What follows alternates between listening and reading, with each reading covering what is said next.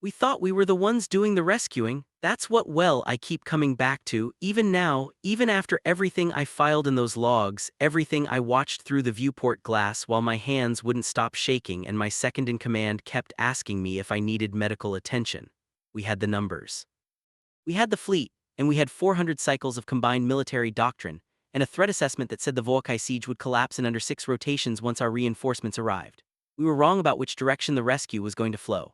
I'm S. Savathoran, 3rd Tier Fleet Coordinator for the Galactic Concordance Auxiliary Branch, and I've been asked 3 times now by 3 different review committees to give an account of what happened at the Kalen corridor. I've refused 3 times, and not because I don't remember. I remember every timestamp, every hull reading, every word that humans said while standing in a corridor that should have been vacuumed, treating a situation that would have ended any rational career as if it were a mild inconvenience.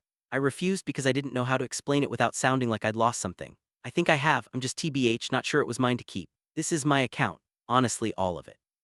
Starting from the moment the human fleet dropped out of fold space and our sensors started screaming, not because they were a threat. For what it's worth, because they were singing. I know it was 11 days because I had been counting. TBH, I count things.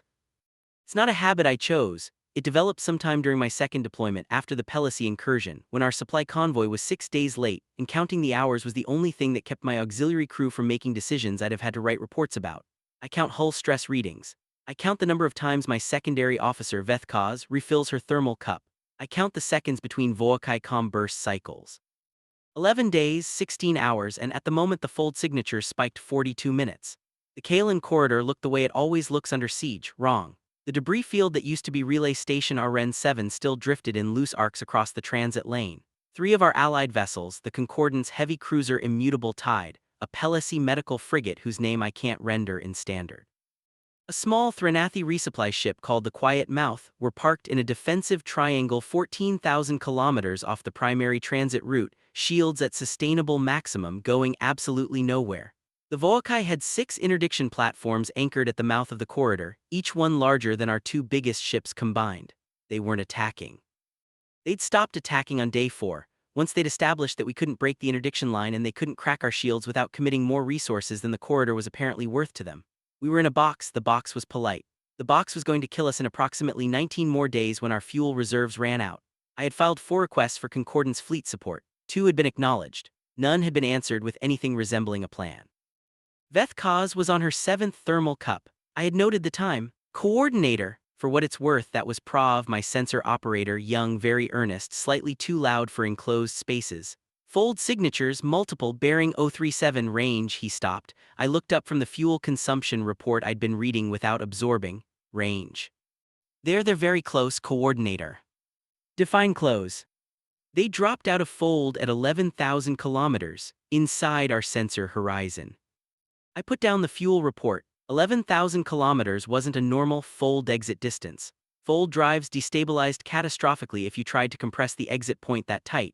Every species in the Concordance ran standard safety margins of at least 40,000 kilometers, and that was for military vessels with reinforced emergence buffers. 11,000, I said. Yes, coordinator. That's not possible. Prav had the specific expression of someone who deeply wished he were wrong. TBH, 17 vessels, coordinator, emergence signatures are I don't recognize the drive type, running identification now. Vethkaz set down her cup. That more than anything told me how serious the situation was. I crossed to the sensor array. Plus 17 blips materialized from nowhere at a distance that should have turned them into expanding debris clouds. The drive signatures were unlike anything in our registry, not in the way that a new military prototype is unlike registry entries, with minor variations on established technology. Unlike look in the way that a sound you've never heard before is unlike any sound you know. My identification system was cycling through 700 recognized fold drive profiles and finding nothing. Then the communication request came in. Standard band audio look, our frequency, our encoding protocol, and before I accepted it, the singing started. That's the only word I have for it. 17 ships, all basically broadcasting simultaneously on the same carrier frequency. A structured audio transmission that my linguistic translation suite flagged as musical pattern, purpose unknown, possible religious ritual, possible combat preparation, and then gave up and flagged it as anomalous with 3 question marks appended to the entry. The sound came through the hull pickups, not the comm system, actually through the passive acoustic sensors we use to monitor internal hull stress, a low, layered vibration that my translator rendered as tonal language but couldn't parse into anything intelligible. I accepted the communication request. Fleet Coordinator. The voice was standard fluent, slightly rough at the consonants, with an accent I didn't recognize. This is Commander Adami, Terran Defense Auxiliary, 6th Fleet Response Detachment. We've been briefed on your situation. Apologies for the delay, we had some trouble with the fold coordinates. You're the ranking concordance officer.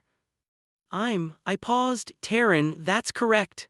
The Terran Auxiliary isn't scheduled for deployment in this sector for another, I checked. 4 months, to be fair, a brief pause. Yeah, we heard about the timeline. I waited for elaboration. TBH, there was none. Commander Adami. I kept my voice exactly as neutral as my training prescribed. The Volkai interdiction line at the corridor mouth is anchored by 6 platforms, each approximately.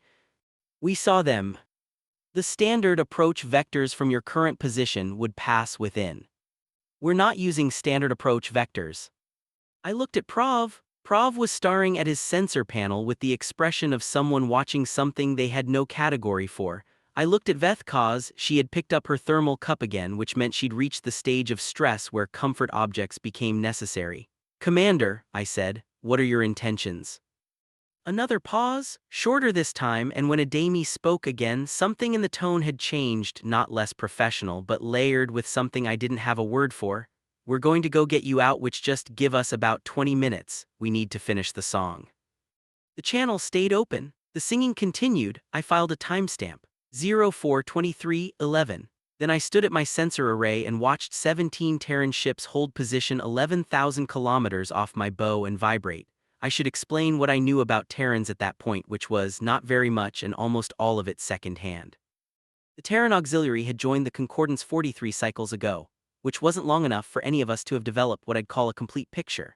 The intake files I'd reviewed during my coordinator certification described a species from a high-gravity, high-radiation, geologically active system, the kind of environmental profile that produced either very resilient biology or extinction, and in this case had apparently produced the former.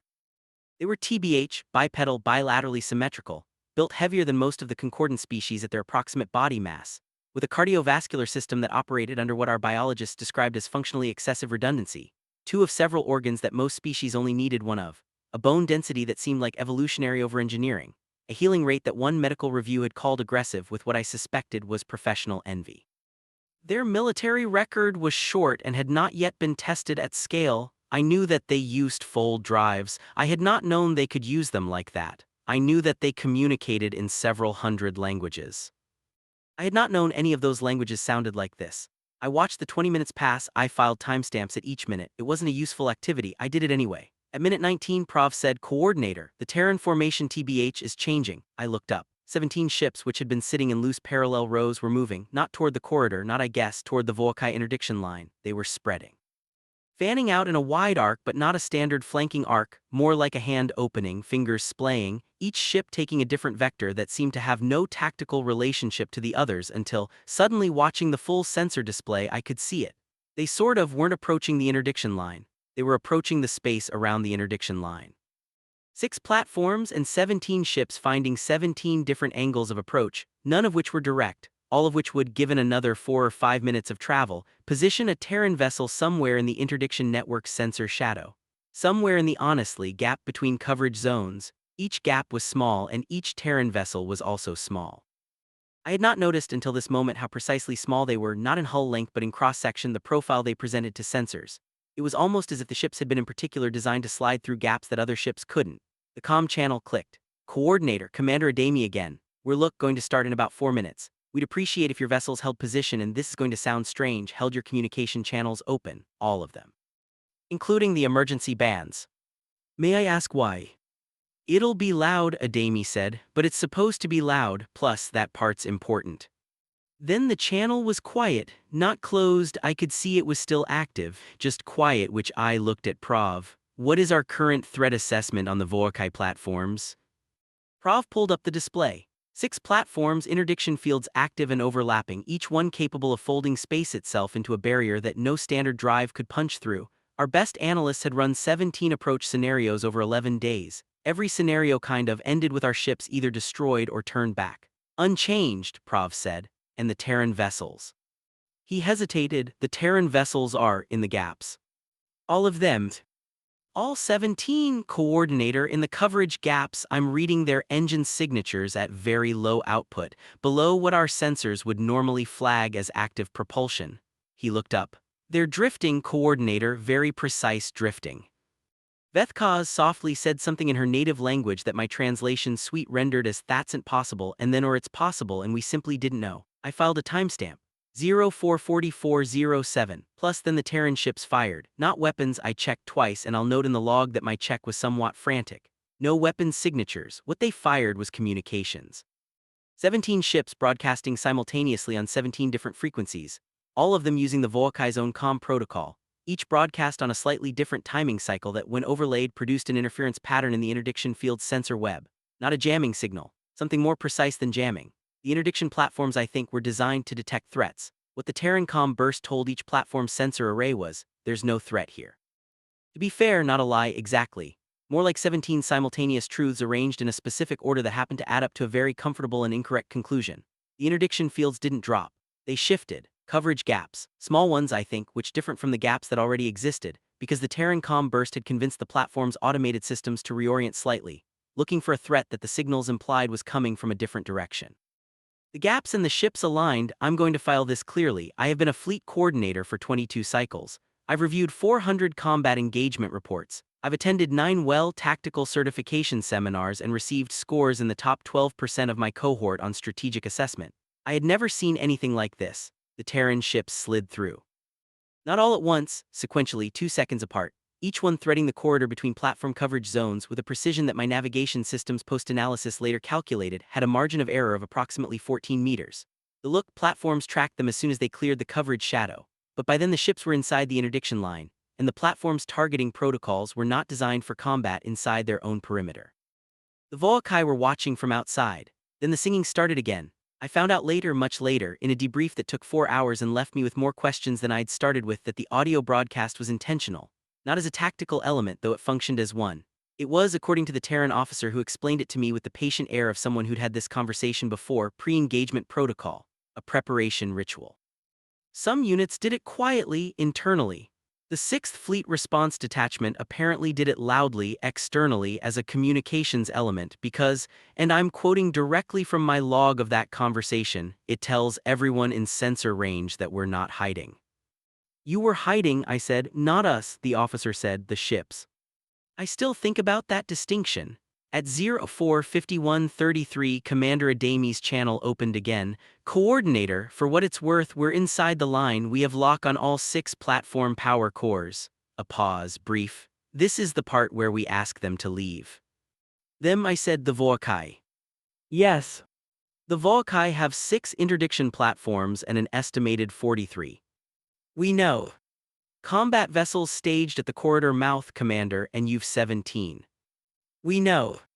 I didn't have a useful response to this. "Coordinator," Adami said, "we're going to need you to get on the emergency bands now, all of them, and I need you to broadcast something specific."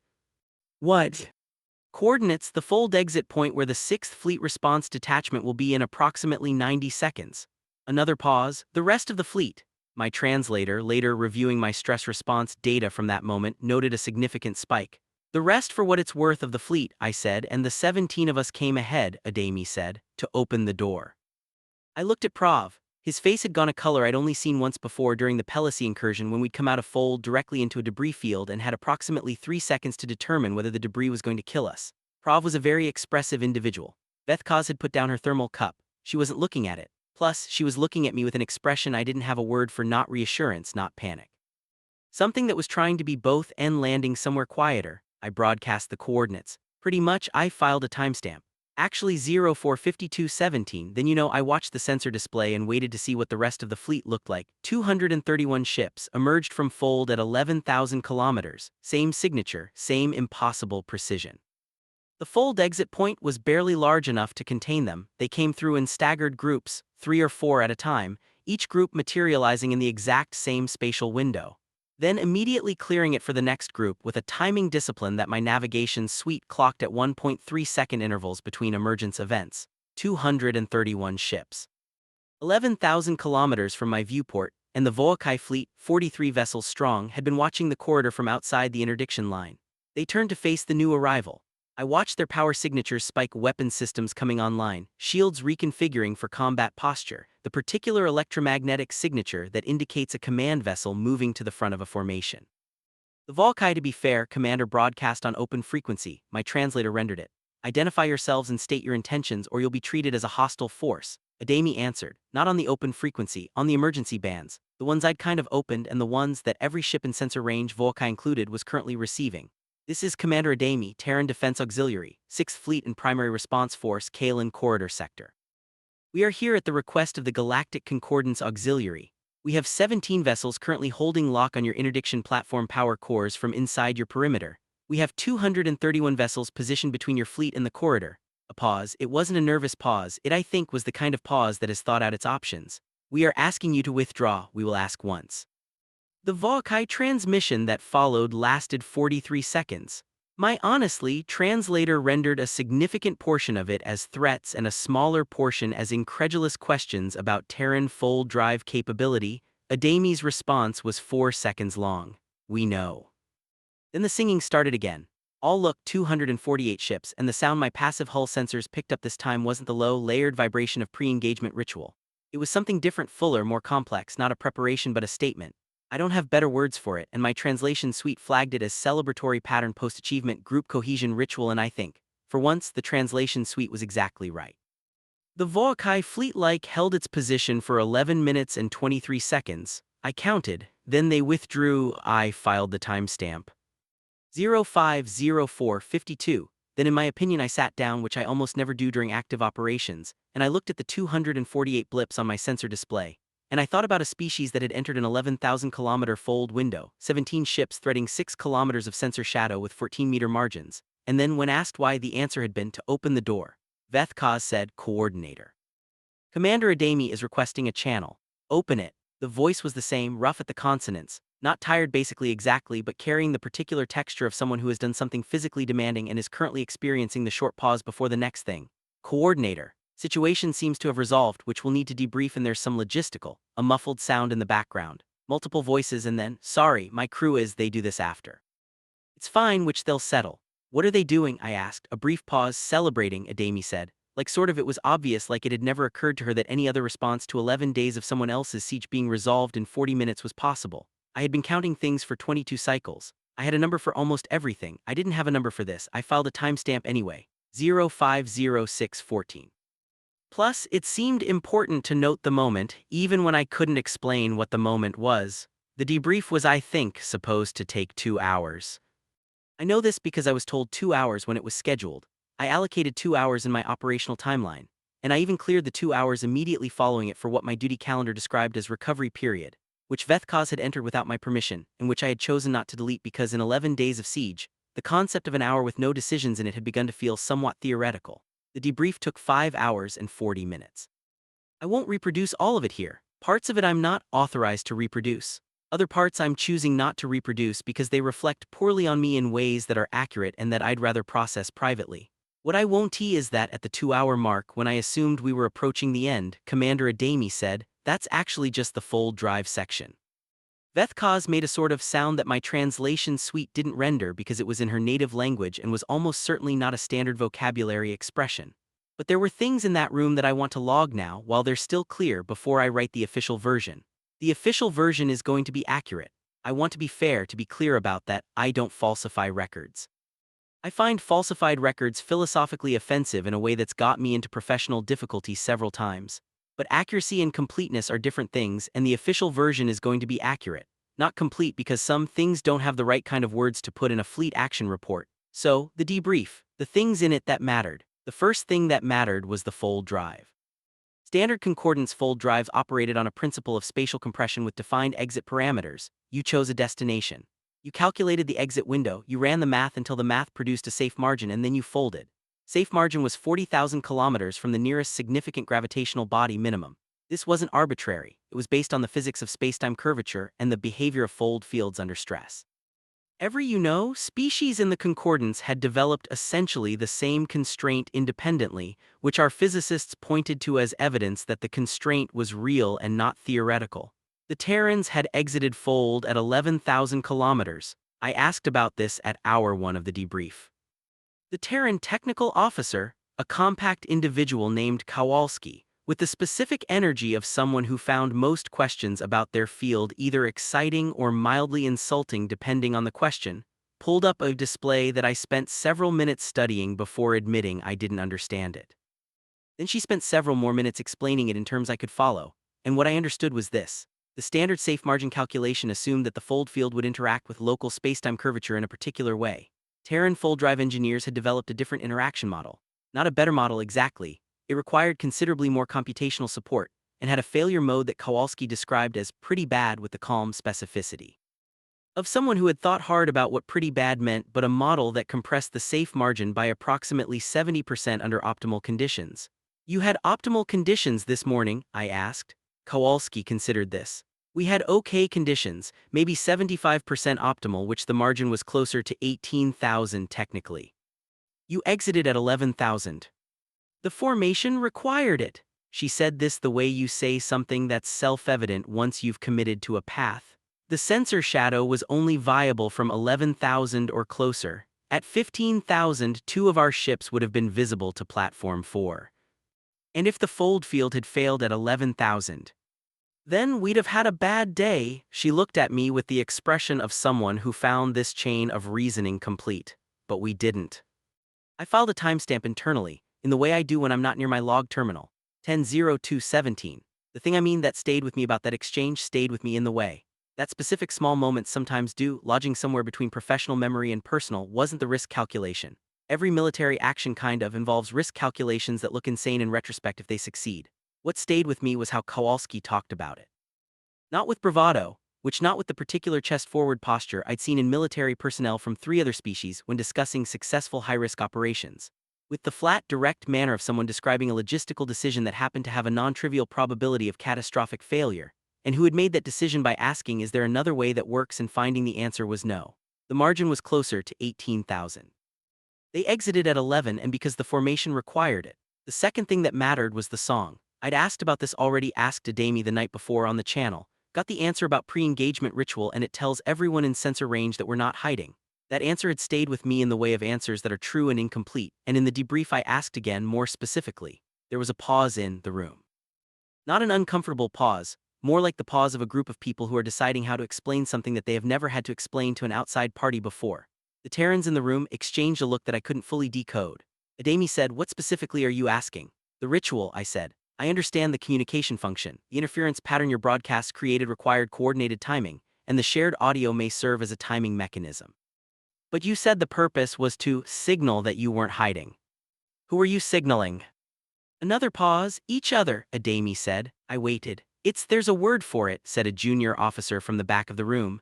He was young, sitting with the specific posture of someone who has opinions and is unsure of the protocol for offering them. In one of the old Earth languages, courage plus old word pre-standard, it doesn't translate well. "What does it mean?" He thought about it. "It means to be fair, having heart, giving someone heart tbh, which but collectively, you sing it to your own people so they know the people next to them aren't afraid, or they might be afraid but they're doing it anyway, to be fair, and so are you, and that's what the song is." I looked at him, I looked at the room. "You were afraid," I said. No one contradicted this. "You folded into an 11,000-kilometer exit window, 17 ships into an active siege line against 43 Vokai combat vessels and 6 interdiction platforms, and you were afraid." "Obviously," Adami said, not defensive, not honestly self-deprecating, which just accurate, "and you sang about it." "And we sang about it," she agreed. "I have filed a great number of logs in 22 cycles. I review them sometimes, looking for patterns, which is a habit I'm aware reflects a specific kind of thinking, that my academy evaluators called systematic and that Vethkaz calls deeply exhausting to witness. In reviewing my logs, I can identify the precise moments I stopped understanding something and started having to simply observe it, the way you observe a stellar phenomenon that your instruments can measure and your framework can't yet explain. This was one of those moments. I filed it. I moved on, which it sat in me like a piece of something I'd swallowed wrong and couldn't dislodge. The third thing that mattered was Ferreira. I didn't meet Ferreira until hour 3 of the debrief, when it became apparent that the engineering section would need its own discussion, and a human named Ferreira compact, with the build of someone who spent significant time in high-gravity environments, wearing a uniform that had been repaired in 3 visible locations, appeared from somewhere and sat down across from my technical officer with the easy posture of someone who didn't find small chairs uncomfortable. The engineering section discussion was about the interdiction platform penetration, specifically about basically how 17 ships had handled a combined sensor sweep with a coverage gap measured in single-digit kilometers, held position precisely enough to stay inside that gap for the duration of the fold drive configuration that preceded the main fleet's arrival. Ferreira talked about navigation for 12 minutes. My technical officer asked questions. I mostly listened and noted timestamps. Then Ferreira said, "The tricky part was the communication mimicry," in a tone that suggested the navigation had not been the tricky part, and my technical officer and I both looked up. "Walk me through that," my technical officer said. What Ferreira explained, in the compressed, precise language of someone who had built something and knew every piece of how it worked, was this. The Volkai interdiction platforms ran automated threat assessment on all detected signals within their sensor range. The assessment protocols were standard. Ferreira's team had acquired a copy through what she described as a contact, with the specificity of someone who had decided that elaboration wasn't necessary. The protocols assigned threat levels to detected signals based on frequency, encryption pattern, origin point, and timing. A signal that matched a known friendly signature was flagged as low threat. A signal that matched a known enemy signature was flagged as high threat. A signal that matched neither was flagged as unknown, which triggered an escalation protocol. Ferreira's team had built a system that, for the 17 minutes they needed, convinced each platform's automated assessment that the Terran ships were generating signals consistent with Volkai maintenance drones. Not pretty much, dramatically, not with elaborate deception, simply by broadcasting on the exact maintenance frequency, at the exact interval timing with the exact signal structure of a Volkai drone running a standard diagnostic sweep. Where did you get the drone specifications? I asked. Ferreira looked at me, which, the Volkai aren't the first people to use this platform design. I waited. The basic architecture is about 60 cycles old, she said. It originated with a collective contractor. We've been cross-referencing contractor variants for about 15 cycles. She said this the way you say something about infrastructure research, neutral, interested, not quite absent of satisfaction. My technical officer said, "That's not in any concordance shared intelligence database." No, Ferreira agreed. There was a pause. "You've been studying interdiction platform vulnerabilities," I said, "for 15 cycles. "We've been studying a lot of things," Ferreira said, not ominously and factually. With the precise open calm of someone who finds research inherently interesting and doesn't understand why this would require justification. I looked at Vethkaz. Vethkaz was looking at her thermal cup. "Is there a particular reason," I said slowly, "that you've been doing this independently outside of shared intelligence frameworks?" Ferreira thought about this. It was a genuine consideration. I could see it on her face, the actual working through of the question. "We're new," she said finally, "and to the concordance. We didn't know what the frameworks would eventually look like. It seemed better to know things while we were deciding whether to share them, rather than share them first and then find out the frameworks didn't work the way we'd assumed. That's a very cautious approach. We've had bad experiences with sharing information and having it used badly," she said. Again, flat plus accurate. Without heat, I noted the timestamp. 12:44:31. I didn't ask what experiences. The way she said it made clear that asking would produce an answer, and I wasn't sure that I was in a position to hear that answer and then continue the debrief with the same degree of focus I was trying to maintain. The fourth thing that mattered happened after the debrief. The official portion ended at 14:21. I note this because it was 13 minutes past when I'd projected, not because the difference was significant, but because I'd been tracking the drift since hour 3 and I wanted to record that it had stabilized rather than continued accelerating. At that point, the technical officers dispersed to continue their separate conversations, and Adami and I remained in the room. I don't know why, which neither of us suggested it. It was simply the case that neither of us immediately left, and then enough time had passed that leaving would have been a choice rather than an automatic continuation, and I think we both made the same calculation and declined. Adami poured herself something from a container she'd brought. She held the container out toward me in a gesture I recognized as an offer. I declined, having learned at hour 2 of the debrief that the substance in question was a Terran beverage that my species could technically metabolize. That had an effect our biology classified as mild cardiovascular stress event, not dangerous, but not what I wanted when I was trying to think clearly. "Questions?" she said, not formally. In the way of someone who has been answering questions all day and has a few questions of their own and is gauging whether the exchange is available. "Several," I said. "You?" "Yeah." We went back and forth for a while. Some of it was tactical. She wanted to understand the Volkai's communications timing more precisely than the debrief had established, for reasons she said were preparatory. Some well of it was less tactical. She asked about the siege, how 11 days had felt, what the crew morale situation looked like, whether the Concordance support failure had been a logistics problem or a priorities problem.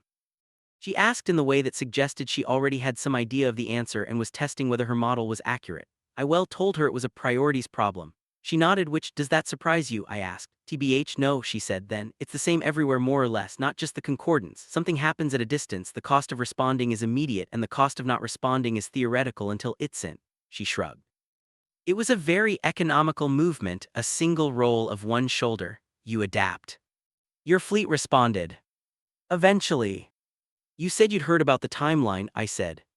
The 4-month deployment schedule. She looked at me. I had the impression of being seen by something that had very efficient looking, not uncomfortable, just precise. We heard about the siege on day 2, she said. We finished our previous engagement on day 9. We were at Kalen on day 11. 2 days between completing one engagement and arriving at ours. They'd made a calculation, had to have made a calculation, about whether this was worth the fold drive expenditure, the risk. The political entanglement of arriving in a sector where the Concordance had jurisdiction and had not formally requested Terran support. You came without being asked, I said, which you filed 4 requests, Adami said. 2 were acknowledged, none were answered, seems like you were asking. Not to you. The requests were on the Open Advocacy Network. She said this carefully in the way of someone who is aware that they're navigating something. It was publicly accessible information that a Concordance coordinator was requesting support and not receiving it. We have TBH people who monitor that. You have people who monitor Concordance internal advocacy networks. We monitor a lot of things. The same phrase Ferreira had used. Different voice, same accuracy, which I thought about saying, you might have warned us you were coming. I decided not to because the answer was obvious. A 17-ship advance element appearing 11,000 kilometers off our bow in the middle of an active siege with no warning wasn't an oversight. The lack of warning was tactical, which the proximity was tactical. Everything the 6th Fleet Response Detachment had done that morning had been exactly as tactical as it appeared and possibly more so in ways I was still working out. Instead I asked the question I'd been arranging since hour 4 of the debrief. Why the TBH song? Adami looked at me. Not the function, I said. I understand the function, the interference timing, the cohesion signal. I mean actually why sing at all? Why make it music which the timing function could be served by a simple countdown broadcast? The cohesion signal could be achieved by a shared vocabulary phrase. The interference actually pattern doesn't require audio complexity. Why music? She was quiet for a moment, long enough that I noticed the silence, noted it, filed it, waited. Have you ever been afraid, she said, and needed to be somewhere specific? I thought about the Pelosi incursion, about the debris field and the 3 seconds in Prav's face. Yes. And when you were there in that specific place, needing to be in it and knowing what it cost you to be there, what did you want? I didn't answer, not because I didn't have one, because the answer was already present in the room, was already what she was pointing at. Saying it out loud felt like numbing something that wasn't mine to name. She didn't push it, she looked at sort of the container in her hand, took a drink. Music doesn't explain itself, she said, that's why it works, plus you can't argue with it, you can't assess it, and it doesn't have a logic you can find a gap in. She turned the container in her hands. When you're about to do something that might kill you, the person next to you is about to do the same thing, you don't need a persuasive argument. You need something that happens at the same time in both of you. That's it, that's all I guess it's. I looked at the viewport. The Kalen corridor outside, clear now, debris of the Volkai withdrawal still drifting, interdiction platform anchor points empty, the immutable tide and the Pelosi frigate already running, repositioning burns toward the transit lane. 248 ships in a loose formation that my sensors kept tracking even when I wasn't trying to, the way your eyes return to a light source when you look away. Your junior officer said there was a word, I said, in my opinion, old language, courage. Meh. It doesn't translate. Not well. I was quiet for a moment, then I kind of said, we have a word in my language plus Kelshan, it means the act of continuing to move when all information says stopping is correct. I paused. We use it for stubborn errors in computation, for incorrect persistence, when a system fails to update after receiving new data. She considered this. You're saying it's a pejorative. It was, I said, it was coined as a pejorative. I thought about this for another moment, about 11 days, about 22 cycles of counting things, about the distance between a word that meant incorrect persistence and a word that had no translation. Adami was looking at me with the expression of someone who has arrived somewhere and is waiting to see if you've arrived there too. I filed a timestamp, 145803. I think, I said carefully, that I may have been using it wrong. She didn't say anything. She turned back to her container and took another drink. The ship's ventilation system ran one of its routine cycles, and the sound of it in the silence was very ordinary, and I was aware of it in the specific way you become aware of background sounds when everything else has gone quiet. Outside, the corridor was open. I kept looking at it. I don't sleep well in active sectors. This is documented specifically in a personnel wellness review from Cycle 1138.4, which I filed myself after my reviewing officer made a comment that I felt required a counter-record. The review notes that I average 4.3 hours of sleep per rest cycle when in theater, and that this figure has been consistent across my last 6 deployments, which my reviewing officer interpreted as a stress indicator, and which I interpreted as a baseline. I've never operated on 8 hours. I don't know what I'd do with 8 hours. I tell you this to explain why I was in the secondary observation bay at 06:11 in the morning on the first cycle after the siege ended, watching the Terran fleet, running what basically their formation logs described as standard maintenance cycle operations, which involved a specific kind of coordinated movement that my navigation suite had not yet finished developing a classification for.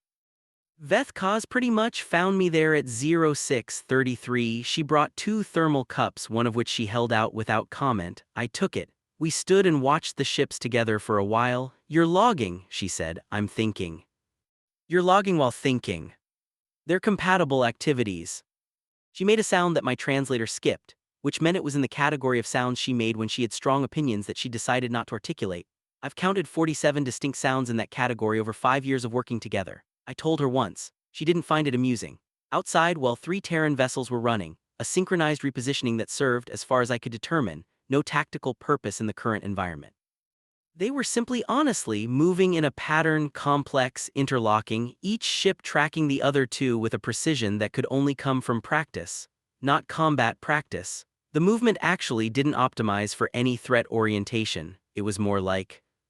I didn't have a word for it. "What are they doing?" Vethkaz asked. "I don't know. Has it been logged as anomalous?" "Everything they do gets logged as anomalous," I said. "I'm going, in my opinion, to need a new category." She took a drink from her thermal cup. I took a drink from mine. The ventilation ran a cycle. Outside, the 3 ships moved in their inexplicable pattern, and the corridor was open behind them, and 11 days of debris slowly dispersed. "Coordinator," Vethkaz said. "Go to sleep." "I'll sleep when?" "When what?" I didn't have an answer. I was aware of not having one, which was uncomfortable in a way I didn't pursue. I finished my thermal cup. I left the observation bay. I filed a timestamp. 06:47:01. I didn't in fact sleep. The like incident with Platform 2's secondary power relay happened at 14:03 that afternoon, which I know because I was in my office reviewing fuel consumption reports. When Prav knocked on the frame of the open door with the particular rhythm he used when something had happened that he didn't know how to categorize. "Coordinator, which there's something you should see." I followed him to the sensor array. Platform 2 was honestly one of the 6 Voakai interdiction units. It had been abandoned when the Voakai withdrew, not destroyed, which was standard practice. The platforms were expensive, and abandonment protocols allowed them to be retrieved or decommissioned by the occupying authority after the conflict resolved. This was, I think, legal and logistical normal. What wasn't normal was that Platform 2's secondary power relay, which had been running on 0 power since the withdrawal, which our kind of monitoring confirmed had not been accessed in any way, had just received a directed energy pulse from outside and was now running a partial restart sequence. I looked at the origin point of the energy pulse. I looked at Prav. "That's a Terran maintenance vessel," I said. "Plus, yes, coordinator. They're restarting an abandoned Voakai interdiction platform." "It appears so, coordinator." "Why?" Prav had the expression of someone who had run out of analytical resources and was now simply reporting. "Unknown, coordinator." I requested a channel to the maintenance vessel. This took 4 minutes, which I counted. When it opened, the voice on the other end wasn't a bridge officer. It had the slightly tinny quality of someone speaking from a suit comm, which meant they were outside the ship. "Coordinator S. Savathorin," the voice said. It took me a moment to place it. "Ferreira, we were wondering when you'd call. What are you doing to Platform 2? A pause that carried the auditory texture of someone doing something physical while talking. "Running a diagnostic." "That is a Voakai." "I know what it's." "You don't have authorization to." "From who?" She said this without challenge, genuinely curious. "Plus, the Voakai abandoned it. The concordance authority in this sector is currently you. Do you want to authorize it?" I didn't immediately respond because I was running through the applicable regulatory codes in my head, and finding that the situation occupied a gap between them in a way that I suspected wasn't accidental. "Why are you running a diagnostic on it?" I asked. "Because it's here," she said, "and we don't have much time before the Concordance sends a recovery team." Recovery teams don't usually let people poke around in things before they secure them. You want to document the internal architecture. We've got the external schematics. The internal power distribution is different on this variant, worth knowing. I looked at the sensor display. Platform 2 running on partial power, a Terran maintenance operative somewhere in its access corridors with a suit comm, and what I was prepared to bet was quite a bit of documentation equipment. Ferreira, I said, coordinator. Well, the recovery team will arrive in approximately, I checked, 16 hours. That's plenty of time, she said. I thought about the debrief. About we've been studying a lot of things and we have people who monitor that and the 15 cycles of interdiction platform research that existed outside concordant shared intelligence frameworks. Is there anything else you've been documenting? I said. While you've been here, a brief pause. The sound of movement in the background, soft metallic echoes of someone moving through an unfamiliar space. The debris from Relay Station RN 7, she said. The stress fracture patterns are interesting. The station was rated for a siege of this type and it failed earlier than the specs projected. Worth understanding why. What else? The Voakai anchor point placements. They're not optimal for this corridor geometry, which means either their tactical planners made a mistake or there's a constraint in their deployment doctrine that we haven't fully mapped. A pause, probably the second one. What else? Your fold drive maintenance logs, if you'll share them. I noticed your ship has a different buffer configuration than the standard Concordance auxiliary spec. Either it's a custom modification or it's a newer production variant, and if it's a newer variant we want to update our compatibility tables. I looked at my maintenance logs. Then I looked at Vethkaz, who was sitting at her station pretending to review power grid allocations and failing to disguise the fact that she was listening. You noticed my fold drive buffer configuration, I said. It's visible in the exit signature, Ferreira said. We have pretty detailed signature libraries. How detailed?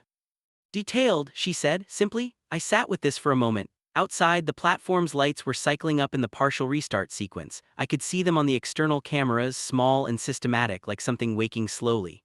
Inside, Ferreira basically was moving through corridors that weren't built for her, in a suit that had been repaired 3 visible times. Documenting things with the methodical patience of someone who found everything worth knowing and had stopped expecting anyone to tell them why. I'll send in my opinion you the maintenance logs, I said, a pause, thank you. In exchange, I said, I'd like your signature libraries, the fold drive variant documentation. A longer pause this time. All of them, she said, the ones that would improve our fold exit precision. She didn't answer immediately. I heard movement, a hatch or panel, something mechanical. Then, I'll talk to Commander Adami. I expected you'd. Coordinator, her voice had shifted slightly, still professional, which something added to it, not warmth exactly, more like attention. Can I ask you something? Yes. Why 11 days? I said nothing. You filed 4 requests in 11 days, she said. You had fuel reserves for approximately 30 more. At what point were you going to change strategy? I thought about the 43 hours I'd spent in those 11 days reviewing approach scenarios. The 17 scenarios my analysts had run, plus the particular quality of the 14th day's fuel report, which I had read 3 times and then filed and not opened again. I don't in my opinion know, I said. It was the honest answer. The scenarios didn't produce options. They didn't produce options you knew how to evaluate, she said. That's different. I thought about this for a moment. Was there an option I was missing? Probably several, she said. Not unkindly, you were working with your own framework. The problem is that the Voakai built that interdiction line to be unsolvable by the frameworks they expected you to have. A pause. You weren't going to find the answer inside the problem. And you were outside the problem. We're new, she said. In my opinion, again, the same phrase, we're new to the concordance. We didn't know what the frameworks would eventually look like. We don't have all the frameworks yet. Sometimes that's an advantage.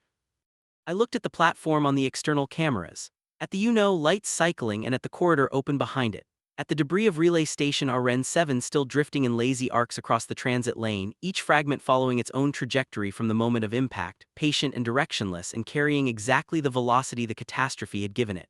Ferreira, I said, and still here. When you've finished your diagnostic, if you want, the maintenance records for the station's structural systems are in the archive. It might help with the stress fracture analysis.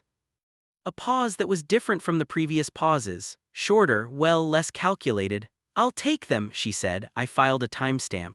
1438-22, then I closed the channel and sent her the maintenance logs. Adami sent the fold drive signature libraries at 1914.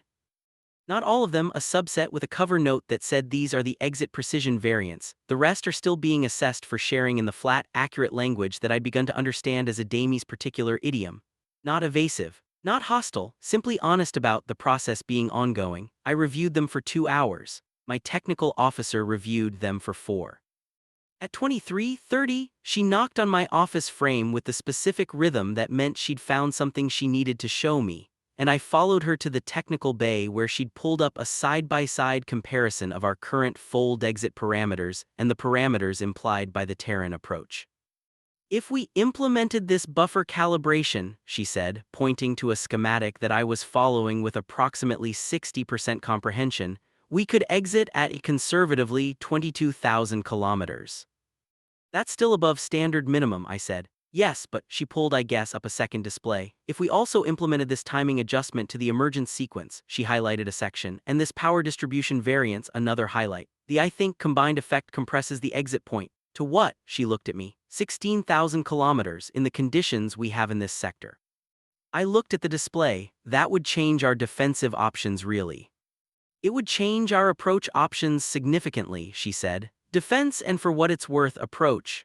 I thought about the 14 scenarios, the approaches that had been impossible, the coverage gaps that hadn't been accessible, plus, can in my opinion we implement this? It would take, she ran a calculation, approximately 300 hours of refit. We'd need components I don't have in stock, and training time on the new parameters. She paused, but yes.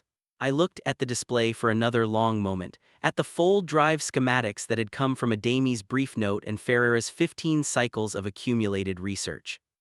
At the specific kind of technical generosity that gave you something it had taken years to build, and did it via cover note and called the rest of it still being assessed. File a component request, I said. Flag it as a propulsion upgrade, not defensive retrofit. I don't want it sitting in the security review queue for 4 months. She smiled, a small, private expression, the kind she made when she'd been waiting to be given an instruction she already agreed with. Already drafted, she said. I filed a timestamp. Plus 234709. The thing that happened at 0322 the following morning is the thing I've been working up to in this log and in my own head for reasons that are not entirely about chronology. I was in the secondary observation bay. I know, I had intended to sleep. The sleep had not materialized, and the observation bay was warm in the specific way that rooms maintained at slightly higher than standard temperature are warm, which was apparently a common Terran preference, and which the Terrans had apparently been allowed to set on the shared environmental controls, which I found out about at 0322 when I was sitting there and realized I was comfortable and then checked why. I was sitting there when I saw Ferreira. She was in the bay across the junction, visible through the shared viewport partition in a room.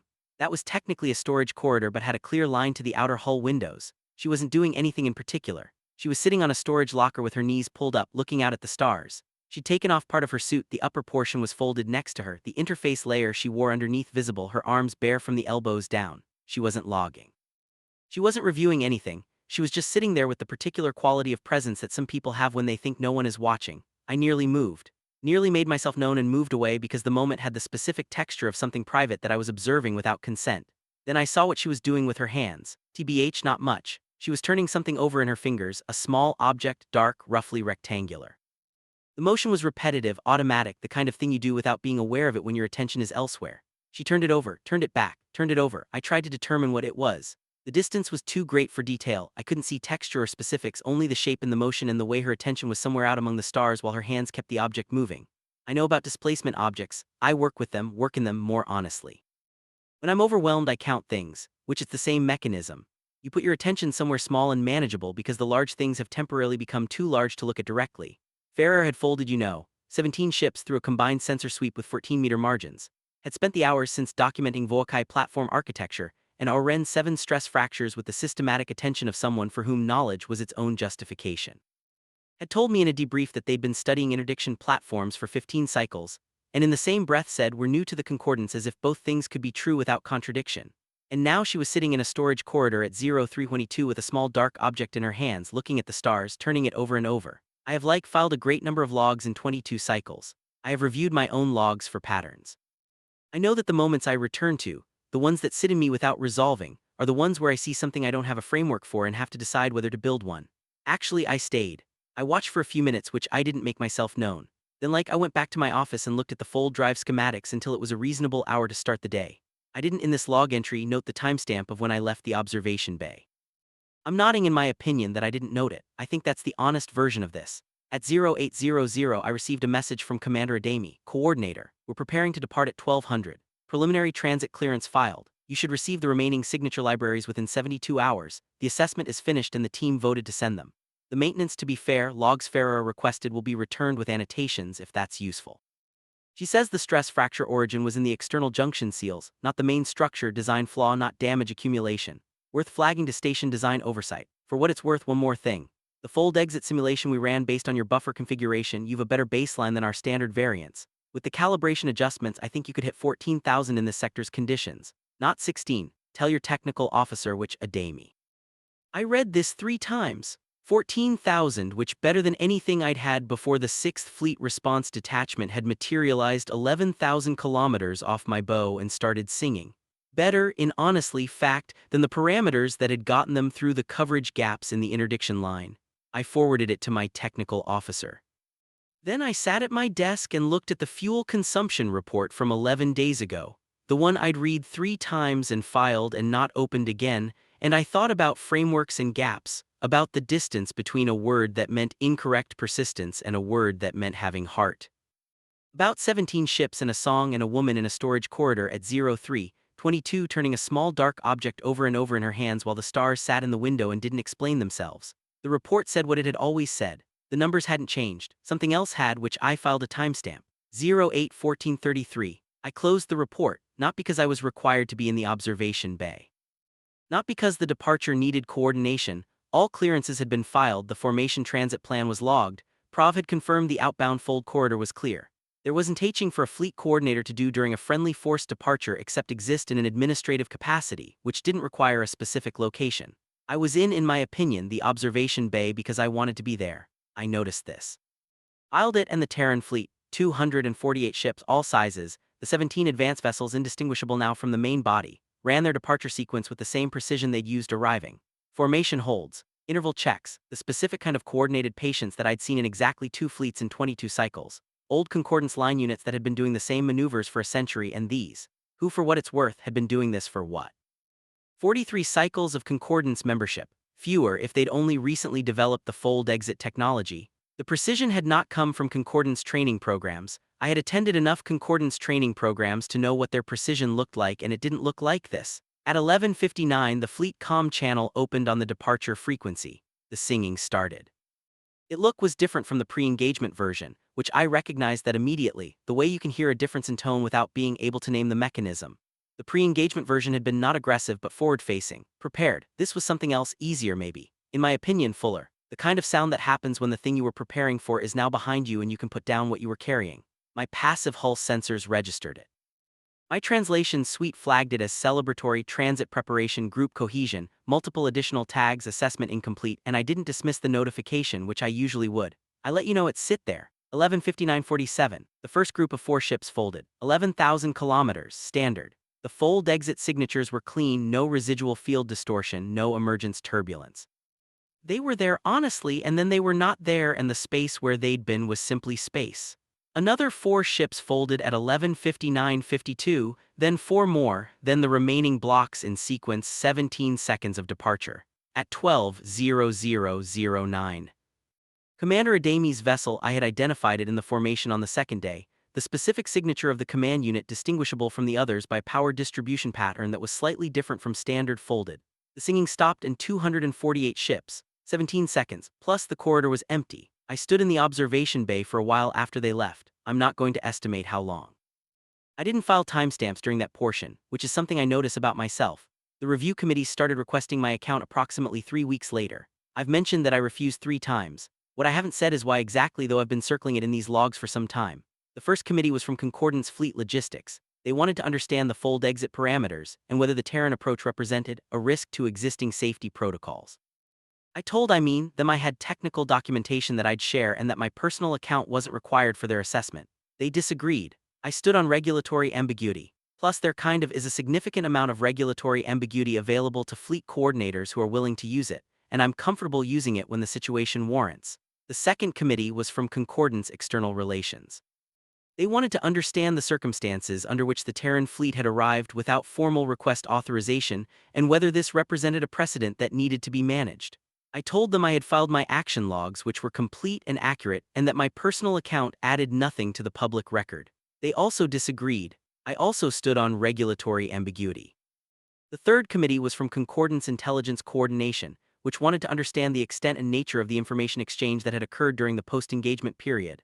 I told them the exchange was logged and available for review. They wanted to know my assessment of Terran intentions. I told them I wasn't qualified to assess that. For what it's worth, they found this unsatisfying. I TBH found the committee's existence unsatisfying. We reached an impasse.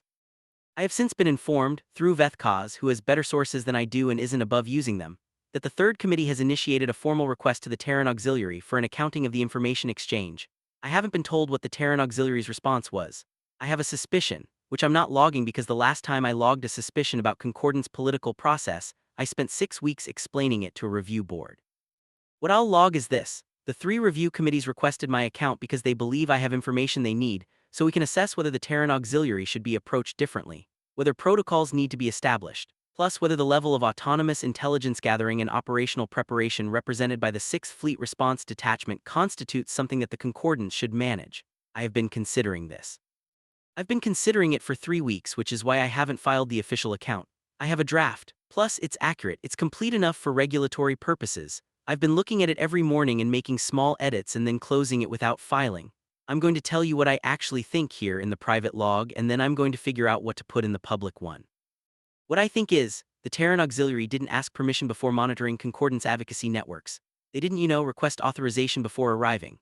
Plus, they didn't consult Concordance tactical frameworks before developing their approach. They arrived 11,000 kilometers off my bow, and they folded through a coverage gap measured in meters.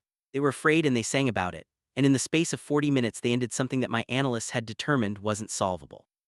The committees want to know if this is something that needs to be managed. I think they're asking the wrong question.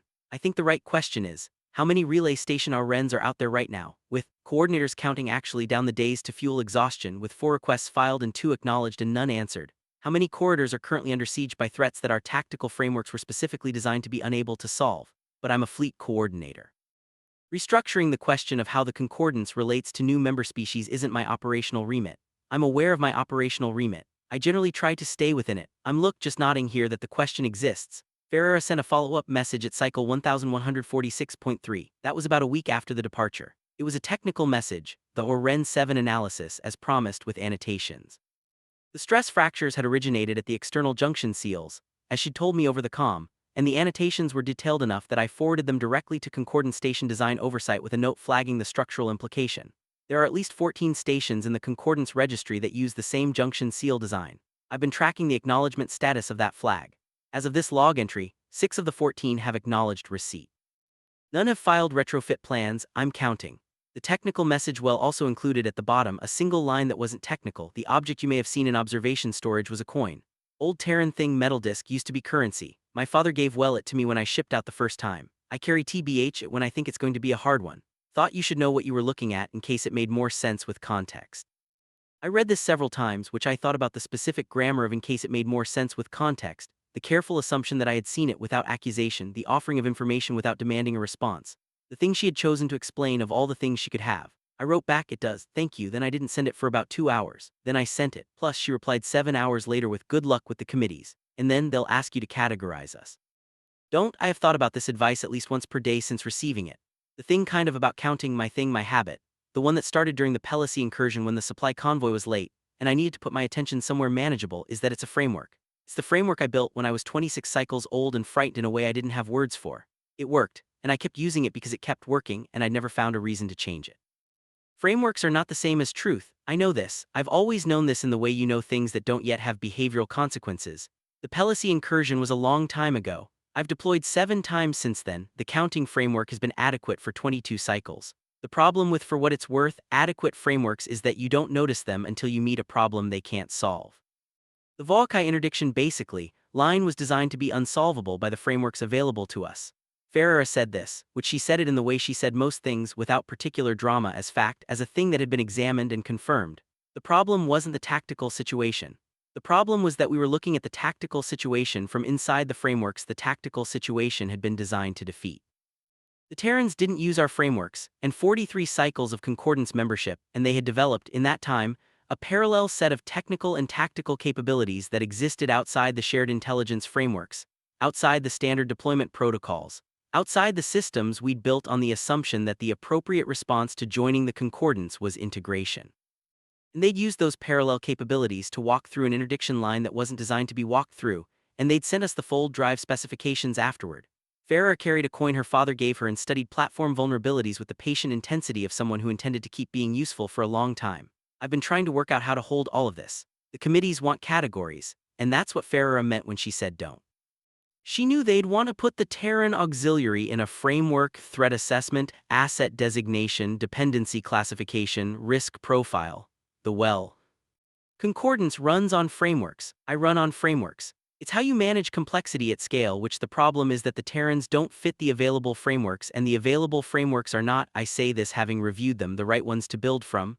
You could look at the 6th Fleet Response Detachment and say, unsanctioned autonomous operation intelligence. Gathering in excess of member state agreements, capability development outside shared frameworks, arrival without formal request. You could build a very complete-looking committee report from those categories. You could also look at the same events and say, they heard about the siege on day 2 and were at the corridor on day 11. They came without being asked because the asking wasn't reaching anyone. They walked through like a line designed to be unbreakable and then gave us the technical specifications for how they'd done it. Both things are accurate, which only one of them is complete. I filed the official account at cycle 1147.2. It was accurate, which it was complete in the regulatory sense. I had spent 4 weeks writing it, and it was the most carefully constructed document of my career, because I was trying to write something that was honest without being stupid about the context in which it would be read. I didn't categorize the Terran auxiliary. I described what they did. I described the outcomes. I described the information exchange and its contents. I flagged the Oren 7 structural issue and attached Ferreira's analysis. I noted the full drive documentation in an appendix with a recommendation that it be reviewed by Concordance Propulsion Research. In the final section, where the protocol asked for my assessment and recommendation, I wrote, the 6th Fleet Response Detachment resolved a siege in 40 minutes that my analysts had determined required resources unavailable to my command. The resolution method involved tactical and technical capabilities that were outside Concordance shared frameworks and that have since been partially shared with my command at Terran discretion. I don't have a framework that adequately categorizes this. I recommend that the Concordance develop one before the next time this happens. It will happen again. Plus, I'm confident of this. The third committee actually sent a follow-up request for clarification of the final paragraph. I sent back, it isn't in need of clarification. This is, the most professionally aggressive thing I have done in 22 cycles of coordination work. Vethkaz found out about it and didn't say anything, which was, from her, a significant endorsement. The last thing I want to log is small. I honestly was reviewing propulsion upgrade timelines at 07-23, cycle 1148.4. And the number I landed on for the estimated fold exit improvement was optimistically 14,000 kilometers, as Adami had projected. Conservative estimate was 16, which my technical officer was inclined toward 16. I was TBH inclined toward 14 because I've learned to count from the bottom when I'm working with new parameters. Prov knocked on my office frame. The rhythm was the something happened, but I think it's fine rhythm. I looked up. Coordinator, long range is honestly picking up fold signatures. In this sector? Adjacent, the Fossaren transit lane, he paused. Voakai signatures, 7 vessels moving toward the Haleth station cluster. I pulled up the display, sort of 7 vessels. The Haleth cluster was a mid-transit waypoint, 3 allied stations, minimal defensive capability, the kind of target you'd choose if you wanted to apply pressure without committing to a conflict. Send an alert to Haleth Command, I said. Already sent, he paused again. Coordinator, there's one more thing. What? Long range is also picking up fold signatures in the Haleth sector, Terran signatures. He looked at the display. 17 vessels, same formation. I looked at my display. At the small cluster of blips materializing around the Haleth waypoint, interposing themselves between 7 Voakai vessels and 3 stations with minimal defensive capability. Exit distance, I said. Prov checked. He looked up with the expression of someone who has stopped being surprised and is now simply keeping a record. 11,000 kilometers, he said. The singing sort of had already started. My hull sensors were picking it up across the sector, low, layered, moving through the frequencies with the patient consistency of something that had been doing this for a while and intended to keep doing it. I filed a timestamp. 073102. I looked at the display for a long moment, at 17 blips, at the familiar formation and at the specific, precise distance. Then I opened my draft communications log, the one I kept for non-operational notes, the one Vethkaz called the place you put feelings when you don't know what to do with them, which was accurate and which I'd never confirmed out loud, and I wrote one line.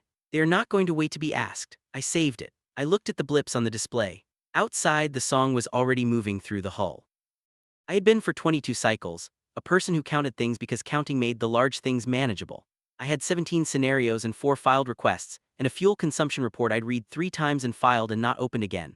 I had the specific professional certainty of someone who had worked very hard within the frameworks available, and done what the frameworks allowed and found it insufficient. I didn't know what to do with a species that simply arrived. That simply, without ceremony, without formal request, without waiting for the framework to generate an invitation, went to the place where something was wrong and stood between it and the thing that was coming. No speeches, no explanation, a coin in your pocket and a song in your hull, sensors and 17 vessels at 11,000 kilometers opening the door. I looked at the display for another few seconds. Then I opened a communication channel to the Haleth sector. Not to Concordance Central Command and not to the review committees. To the Terran Advance element whose frequency I had memorized. I don't know when I memorized it, I know that I had, and whose comm protocol I now ran without checking the reference file. This is Fleet Coordinator S. Savathorin, I said. Kalen Auxiliary look currently repositioning toward Fossaran Lane, which ETA approximately, I did the calculation, 4 hours. A pause. Coordinator. The voice wasn't a Damie. Different, younger, with a different accent, but the same underlying flatness, the same patient accuracy. We weren't expecting support from your sector.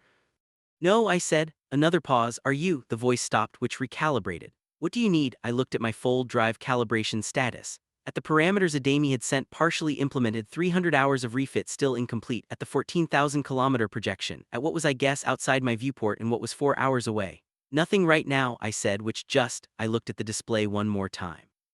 At 17 blips and the open lane and the stations at the other end of it. I wanted you to know someone was coming. The silence on the channel was brief, not empty. We'll keep the frequency open, the voice said. So will I said. I filed a timestamp. 074431. Then I told Prov to set course for Fossaran and let my technical officer know that we were running a live test of the new fold parameters and went to find Vethkaz, who was going to be fair to have opinions about this decision that I was prepared to hear, and stood in the doorway of her station bay and said, "We're going." She looked up from her display. She sort of looked at me for a long moment with the expression she got when she was deciding whether to say one of the 47 things she'd collected. Then she picked up her thermal cup and her duty jacket and stood. "About time," she said. Honestly, we went.